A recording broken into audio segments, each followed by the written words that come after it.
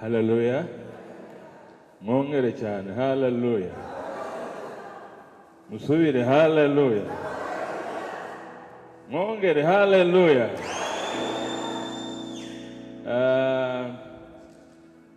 Buriya iyo umuntu arushe hari ukuntu umuntu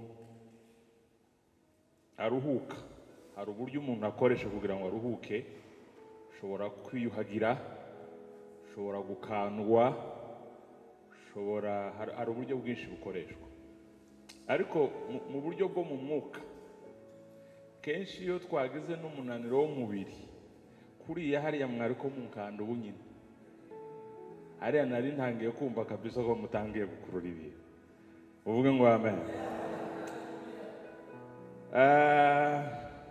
Ndagira ngo dushima Imana kubw'uyu munsi, ku bwa gisubizo mbere na mbere. Gisubizo ya hano muri Uganda yateguye ibiterane, mwagize neza. Nubwo cyateguwe na Gisubizo, ariko si cya Gisubizo. Cyateguwe na Gisubizo, ariko si cya Gisubizo, ni cya kano karere. Ivyo rero kuzumva gutyo kero ko kerangiye mu bwami, mwarakoze rero gutegura ikintu nk'iki ngiki. Ubuyobozi bwacu butuyoboye hano muri Uganda turabashimira kubwo gufata umwanya mugategura. Imana ibagirire neza, kandi turabizi ko byabatwaye umwanya munini, bibasaba n'ubushobozi bwinshi, ariko mwagize neza kuko mwabiteguye, kuko bifite inyungu nyinshi. Imana rero ibahe umugisha mwinshi cyane. Turashimira by'umwihariko kano karere katwakiriye, iri torero ryadukinguriye imiryango tukaba turi hano, n'abashumba bayo bamwe tuzi batari hano, ariko ndizera ko n'abandi benshi tubazi. Ni umugisha rero kuba hano kubw'iri torero, kubw'aka karere. Imana rero ibahereza umugisha, tubasabye umugisha mwinshi cyane.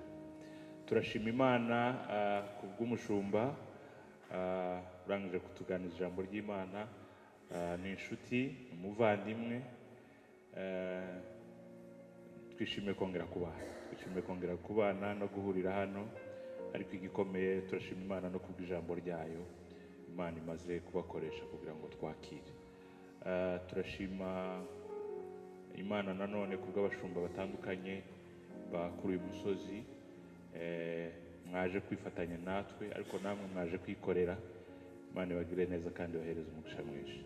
Muri bo turi kumwe na Pastor Faustin kwa Kabuba.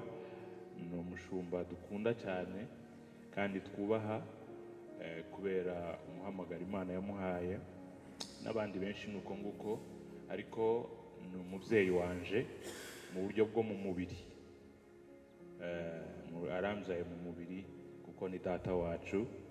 Hari n'abandi ba famiye bari hano.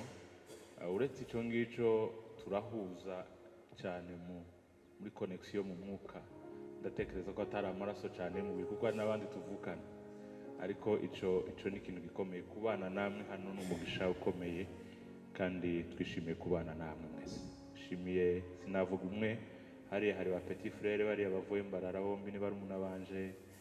Uyu ni nawe ni data wacu, dufite amasano yo mu mubiri. So naba hariya hari abandi barumuna bacu n'abandi benshi ntazi uko noturuka hamwe mwese turavukana.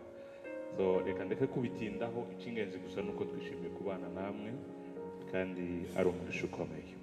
Nshimira kubana na Immaculée, umunyamabanga wa Gisubizo yacu ku rwego mpuzamahanga. Imana iguhereza umugisha mwinshi cyane. Tuje mu ijambo ry'Imana rero umwanya mutoya, kuko burije mfite ubwoba kubera ko arumva abantu bagiye gutaha mu kanya barasubira bagaruke, ariko ndagerageza juste mvuga umwanya mutoya kugira ngo ndahuza ibyo umushumba amaze kuvugaho bukeya n'ibyo ngiye kuvuga, kugira ngo byibuze abantu bagira ikintu gitoya batahana. Turasoma ijambo ry'Imana, ubutumwa bwiza bwa Matayo, igice cya 16, uhereye ku murongo wa 13 kageza ku wa 19. 16 Matayo uhereye ku murongo wa 13 kamanuka. Bibiliya iravuga ngo nuko Yesu aje mu gihugu cy'i Kayisariya ya Filipo abaza abigishwa bati, abantu bagira ngo umwana w'umuntu ndinde? Baramusubiza bati, bamwe bagira ngo uri Yohana umubatiza, abandi ngo uri Eliya, abandi ngo uri umwe wo mu bahanuzi, cyangwa ngo uri umwe wo mu bahanuzi. Arababaza ati, ariko mwebwe ubwanyu mugira ngo ndinde? Simoni Petero aramusubiza ati, uri Kristo umwana w'Imana ihoraho. Yesu aramusubiza ati, urahirwa Simoni wa Yona, kuko umubiri n'amaraso atari byo byabiguhishuriye, ahubwo ni Data wo mu ijuru. Naje ndakubwira nti uri Petero, kandi nzubaka itorero ryanje kuri urwo rutare, kandi amarembo y'ikuzimu ntazarishobora. Nzaguha imfunguzo z'ubwami bwo mu ijuru.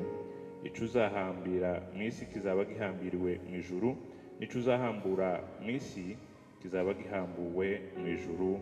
Amen. Nanone turasoma mu buhanuzi bwa Daniyeli igice cya 4. Daniyeli igice cya 4 uhereye ku murongo wa 34 ukageza kuri 37. Daniyeli 4:34 kugeza kuri 37.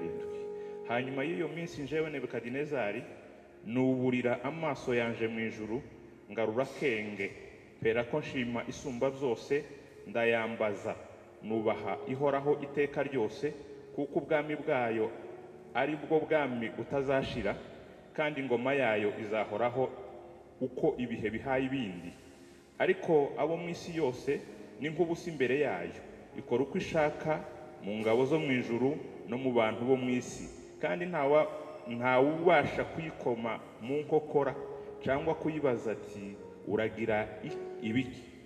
Icyo gihe nsubizwamo ubwenge, ubwiza burabagirana nahoranye bungarukamo, utuma ubwami bwanje bugira icyubahiro.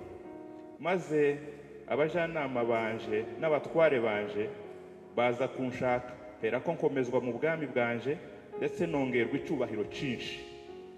None njewe mwumve conclusion rero y'uyu mugabo. None kuri 37, none njewe Nebukadinezari arashiraho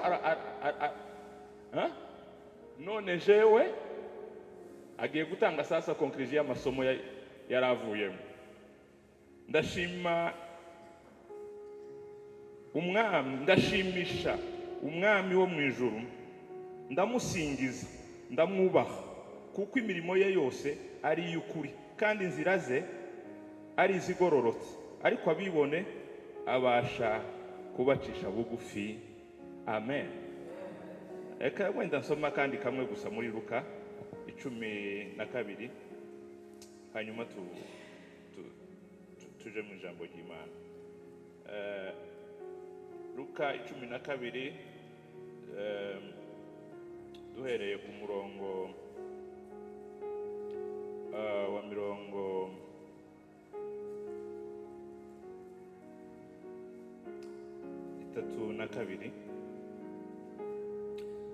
Luka 12:32 haravuga ngo mwamukumbi muto mwe ntimutinye, kuko so yishimira kubaha ubwami.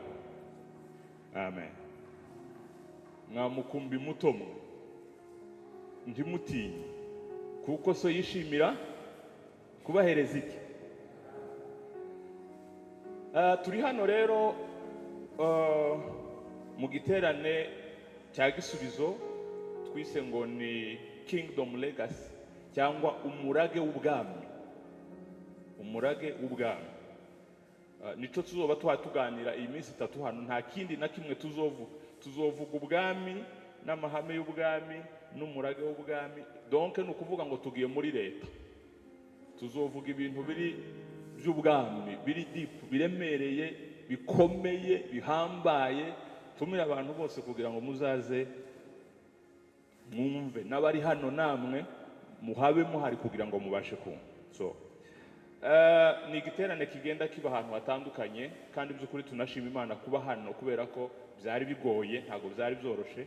Mu mayinga birashize nari Washington, ntabwo byari binyoroheye kuvuga ngo mayinga abirashize nari Washington muri Amerika, none ndi hano uyu munsi.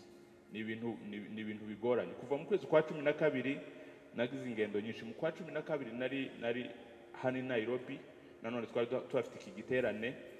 Mu kwa mbere nari mu Budage, naho mu kindi giterane.